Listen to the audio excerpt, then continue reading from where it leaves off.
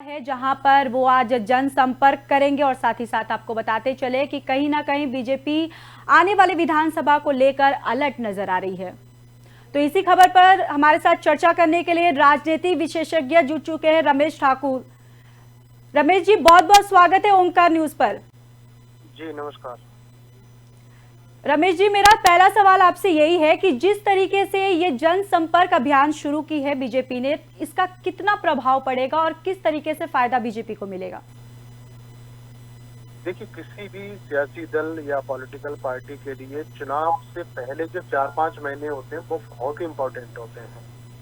अब दिसंबर के एंड तक चुनाव होने हैं, जुमा 4-5 महीने बचे हुए हैं। तो इनमें भारतीय जनता पार्टी बिल्कुल चूक नहीं होने देना चाहती है। और विशेषकर जैसे राजस्थान हो गया, छत्तीसगढ़ हो गया, मध्य प्रदेश के जो जिन जिन राज्यों में चुनाव है जी, तो इनको बहुत गंभीरता से लेके चल रही है कि कहीं कोई कमी ऐसे ना रह जाए तो उसका परिणाम हिमाचल जैसा हो या कर्नाटक जैसा हो। अभी आपने देखा होगा कुछ दिन पहले भी प्रधानमंत्री का दौरा हुआ था राजस्थान में, तो कई योजनाओं पे उन्होंने बात करी थी। और अब ये जो आज का दौरा ये बहुत इम्पोर्टेंट है। इनमें आज के दौरे में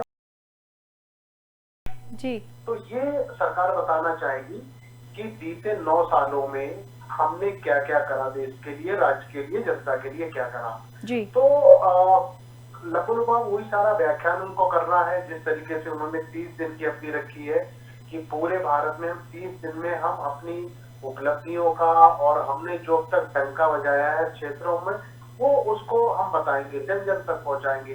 तो उसकी शुरुआत आज राजस्थान से हो रही है, उस जगह से हो रही है जहां कुछ महीनों के बाद में चुनाव होने हैं और वहां आपकी सरकार भी नहीं है और सरकार में आने के लिए आपको तैयारी करनी पड़ेगी।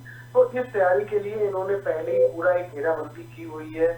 और सबसे बड़ी बात है, भारतीय जनता पार्टी को कहीं ना कहीं इस राज्य में थोड़ा डर है जी। जैसे आपने देखा होगा वसुंधरा राज्य का एक गुट अलग काम करता है और दूसरा गुट अलग काम करता है, तो उन गुटों में कोई गुटबंदी ना हो और सब एक साथ चुनाव लड़े, आगे कोई नुकसान ना हो। तो उनको एक पैचअप करने के लिए, मैनेज करने के लिए भी प्रधानमंत्री का ये दौरा बहुत महत्वपूर्ण है।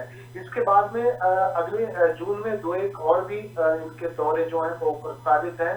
तो ये दौरे मुझे लग रहा लगातार होते रहेंगे और कई 15-16 ऐसी परियोजनाएं हैं जो बड़े स्तर पे हैं, चाहे हाईवे हो जाए राजस्थान से दूसरे राज्यों को जोड़ने के लिए, उसका भी उद्घाटन होना है।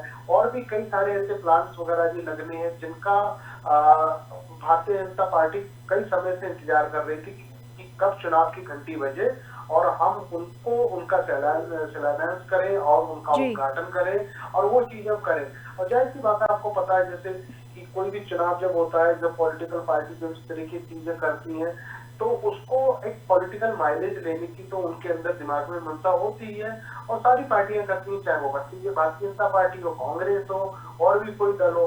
तो मुझे लग रहा है ये जो दौरा है प्रधानमंत्री का ये बहुत इम्पोर्टेंट है पार्टी के लिए और प्रदेश में आगे चुनाव लड़ने के लिए। और जो गुटबंदी जो अंदर खाने जो देख रहे हैं, हालांकि वो चीजें नहीं हो पाई है, उसको मैनेज करने के लिए दौरा बहुत इम्पोर्टेंट है। रमेश जी, ये भी तो एक सवाल उठ रहा है कि आखिर बीजेपी ने राजस्थान में अजमेर को ही क्यों चुना? नहीं, ऐसा नहीं, अजमेर कोई वो स्पेशल उनमें नहीं है, लेकिन हाँ अजमेर है, शहरी क्षेत्र है, यहाँ का जो वोटर है और इनके पक्ष में है और इनके मेंबर ऑफ पार्लियामेंट लगातार इन्हीं के रहे हैं। तो जाहिर सी बात है ऐसे क्षेत्र से चुना जाएगा जहाँ इनका दमखम ज्यादा हो, वोटरों की संख्या ज्यादा हो, कोर वोटर हो, ताकि उन को लेके साथ में चला जाए, वो विस्तार धीरे धीरे करा जाए। अब ये बताइए, जहाँ पे ऐसे जगह पे रैली या कोई चुनावी रैली जनसंपर्क अभियान किया जाता जहाँ इनका जनाधार नहीं है, जहाँ इनके वोटर नहीं है, तो वहां तो ठीक नहीं रहता। तो जाहिर सी बात है, इसलिए दिमाग में आया होगा कि हम लोग क्यों ना ऐसे जगह से चुने जहाँ पे शहरी वोटर के अलावा जो देहात का जो वोटर है वो उनके पक्ष में ज्यादा है, इसलिए उन्होंने अजमेर का चुनाव करा।